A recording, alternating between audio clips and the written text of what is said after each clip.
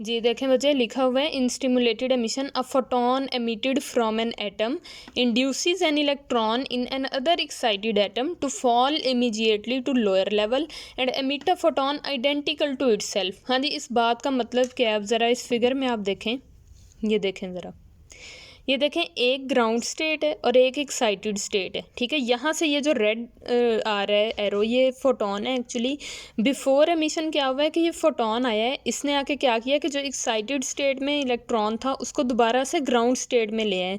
और मैंने अभी बताया था कि जब एक्साइटेड स्टेट से ग्राउंड स्टेट में इलेक्ट्रॉन आता है तो वो क्या करता है कि फोटोन को एमिट करता है।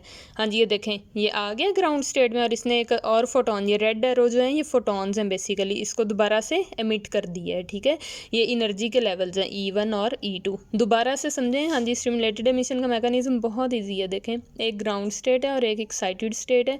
फोटोन आया है, उसने एक्साइटेड स्टेट में जो इलेक्ट्रॉन था उसको दोबारा से ग्राउंड स्टेट में ले आया है, और जब वो ग्राउंड स्टेट में आया है तो उसने क्या किया है कि एक और फोटोन को एमिट कर दिया है। ठीक है जी, ये भी मैं आपको लेक्चर के बाद सेंड करती हूँ फिगर। जब आपने स्टिमुलेटेड एमिशन का मैकेनिज़्म समझना है तो आपने इसे सामने रख के याद करना है। अच्छा बच्चे, उसके बाद देखें, stimulated emission can thus be use to increase number of emitted photons. हाँ जी, एनर्जी जो उनसे E1 और E2 लेवल जो थे उसे फर्स्ट पम्प्ड किया जाता है लेज़र लाइट में। उसके बाद क्या होता है, वो बहुत सारे इलेक्ट्रॉन्स को दोबारा से अपनी एक्साइटेड से ग्राउंड स्टेट में लेके आते हैं। और जब बहुत ज़्यादा इलेक्ट्रॉन्स बल्क में आएंगे तो वो क्या करेंगे कि फोटॉन्स को रेडिएट करवाएंगे और एक वेल ऑर्गेनाइज्ड लाइट प्रोड्यूस हो जाएगी। इस सिलसिले में जो उनसे इस प्रोसेस में 2 सिल्वर्ड मिरर यूज़ किए जाते हैं। एक को जो उनसे कलर्ड कर दिया जाता है और एक को ट्रांसपेरेंट रखा जाता है।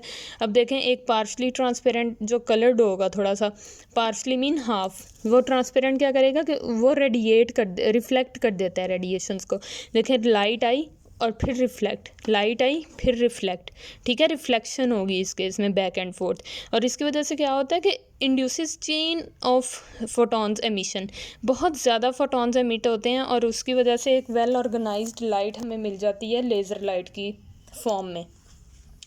Are electron return to ground state and pulse form of laser light emerges from partially transparent end. हाँ जी बच्चे, देखें, एक ग्राउंड स्टेट थी और एक एक्साइटेड स्टेट। फोटोन आया, उसने एक्साइटेड स्टेट से दोबारा इलेक्ट्रॉन को ग्राउंड स्टेट में ले आया और जैसे ही वो ग्राउंड स्टेट में आया उसने और फोटॉन्स को एमिट करवा दिया। सिंपल मैकेनिज्म यही है। ठीक है, इसीलिए मैं इसे बार बार रिपीट कर रही हूँ। उसके बाद देखें जी, पार्ट्स ऑफ लेज़र हैं।